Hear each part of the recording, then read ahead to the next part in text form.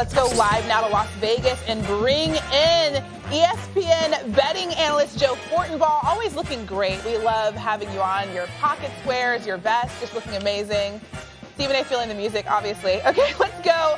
Tennessee at Green Bay. I'm feeling that Vegas music. I'm feeling it. Tennessee at Green Bay, the over-under is 41. Do you expect this to be a low-scoring affair? This is absolutely going to be a low-scoring game. Play under 41. These are two of the slowest teams in the NFL in terms of pace. What pace tells us, how long it takes you from the end of the previous play to snap the ball on the next play. Nobody takes longer than Tennessee. Green Bay ranks 30th in the NFL in that department, so they're not moving up and down the field with speed. Now, what do we know about Tennessee? They want to run the football tonight. That'll keep the clock moving against the Green Bay defense that has been dreadful against the run this year. Also keep in mind, and I heard Stephen A. Smith talking to Grandma Orlovsky about this earlier, Green Bay, one win over Dallas, that doesn't change anything. They still rank 25th in the NFL in scoring at 18 points per game. Under is cashed in 6 straight Titans games. Low-scoring game tonight. I'm going to disagree with that. I think that Green Bay is vulnerable against the run, obviously, and you got Derrick Henry. And I think because they feel like they got their mojo against the Dallas Cowboys, I think you're going to see them unleash and try to put up points in buckets. I think they'll be successful to some degree, and I'm going to go with the over 41. I'm going to go with the over. All right, a disagreement there. Joe, what makes Dan a grandma instead of a grandpa? Oh, the glasses. Okay, Yes. I guess that makes sense. Okay, Dallas is a 1.5 point Wait favorite. until he comes back and I'll on. look younger. Wait until he comes back on. You'll see it. Then it's a grandma vibe instead of a grandpa vibe. Got it. Dallas is 1.5 point road favorites at Minnesota. What's the play there?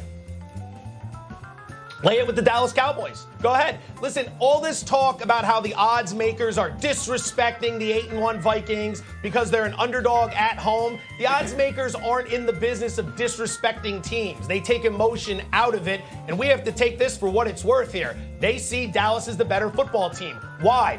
Minnesota has been extremely fortunate this season. They're 7-0 in one-score games. That's not going to continue, that sort of luck. Guys like Josh Allen fumbling the ball on the goal line at the end of the game. This season, the Minnesota Vikings, through 9 games, have outscored their opponents by a grand total of 35 points. The New England Patriots have outscored their opponents by a grand total of 37 points. What I'm trying to tell you is Minnesota is a good football team. They are not a great football team. Dallas is the play here. I don't think so. I think Dallas on the road at Minnesota. Obviously, there's going to be an elevated level of urgency considering the fact that they just lost to Green Bay. And, oh, by the way, they could, if they have a collapse, they could miss the playoffs. Maybe there's a level of urgency, but I think Minnesota's been balling. I think they're on their home turf, and I think everybody gets up for the Cowboys. The reality is that the Dallas Cowboys are coming into Minnesota. We see Kirk Cousins doing his little swag thing. We see Justin Jefferson balling out, being an elite receiver. Dalvin Cook is running the football effectively. I am not going with Dallas minus the 1.5. I'm taking Minnesota. All right, let's go to Indy. Philadelphia, 7-point road favorites at Indianapolis. Does Philly cover this one?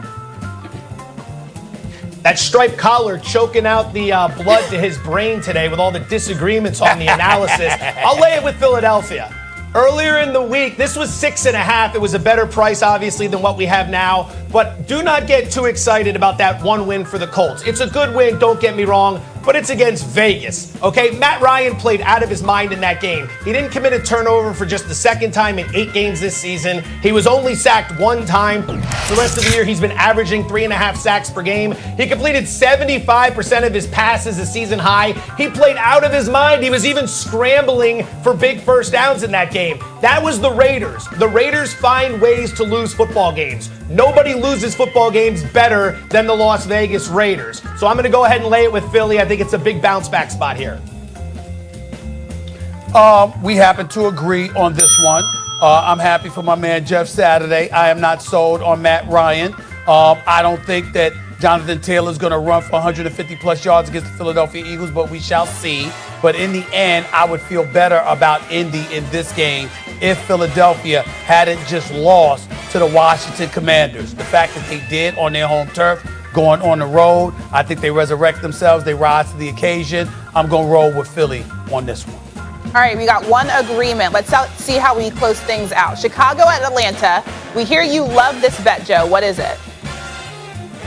Favorite bet of the week. It's the Chicago Bears by themselves scoring over 23.5 points. It's called a team total. So we're not worried about the Falcons. We just need the Bears to score 24 or more points. I think this number's way off. Chicago's offense has been on fire the last few weeks. They've gone over this total in 4 straight games, during which time they're averaging almost 31 points. I agree for all the points that you just articulated. I think that's easy. I think that Atlanta had us wowed initially because even when they were losing some games, they were so competitive. We gave respect where respect was due. We saw Marcus Mariota running with the football effectively and appearing to be a dual threat. And then they came crashing down to earth over the last few weeks. I definitely am taking Chicago in this game. I'll take the over. Wow, 2 agreements. I wonder if Dan Orlovsky agrees that he looks like a grandma.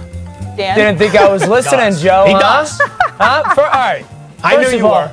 Joe, how dare you say that when you come on looking like you're about to sell everybody a piece of junk car? I thought you were going to say real estate. He looks like a respectable real estate agent. Or no, he looks like the Backstreet hey. Boy who didn't make it. Knowing your spending habits, and Stephen A. can back me up on this, you would buy that piece of junk car. Yes, I can. That's true. That's true. You gotta be Yes, smart. he would. Yes, You gotta he be would. smart. He Stephen A., by the way, he would Joe, buy that as long. What's up? What's How up? dare you compliment that shirt? Because it looks like he's got a bunch of pieces of fruit stripe gum hanging from his neck. He got style. He's That's got really style. good gum, though. He's That's got like the style. best flavored gum. Here's the problem with that it. was He's a got good one. style. He's got the pocket square. He steps out a little bit. We know that with the problem with Dan Orlovsky is Dan Orlovsky thinks price, not quality. Anything that's cheap is something that he's got a proclivity for. It's Speaking a of damn that- shame. It's a That's damn it. shame. He Dan, keeps his didn't you wife get and a coach, Christine. Lost He and keeps his Found wife and jacket? coach. Out of ESPN's campus, and you get a Hey, Lost and Found Orlovsky. jacket. Oh yeah, I took a jacket that was in the Lost and Found on campus. It was a free jacket. Absolutely. Wore it. Dan, You serious? you may have been listening, serious? but you weren't prepared to step into this Lions den. You were not prepared to step into this Lions den. I didn't even say the joke that I had just because I didn't know if it was ready for television. So, No, let's not do that. Let's not do that. Don't bother. Thanks, as Don't always, bother. Joe, The for fact that you joining took us. a flea jacket, from Lost and Found at ESPN, I mean, that's the joke right They're there. getting rid of them. I mean, you're They're just getting rid of them. pathetic. You're They just get- pathetic. It's If it's for embarrassing. free, it's for me. embarrassing. If All right, it's for free, thanks so It's much, for Joe, people per who need usual. it. It's for people much. who need We it. can talk No, more it about wasn't the getting jacket. donated. No, it wasn't getting donated. It was a nice jacket. It was a nice jacket. Heck yeah, It was some fit me other talent's perfectly. jacket. It was probably It's a a nice Kevin jacket. Gandhi's jacket or something like that. Nice All right, jacket. coming up, thanks, Joe. Coming up, first matchup between Patrick Mahomes and Justin Herbert this season did not disappoint, but is this time around a must-win for the Chargers? Do not miss this. And Stephen A. called out Dak and his play this week, so will we see him step up and beat the 8-1 Vikings? Gambling expert Joe Fortenbaugh joins to tell us.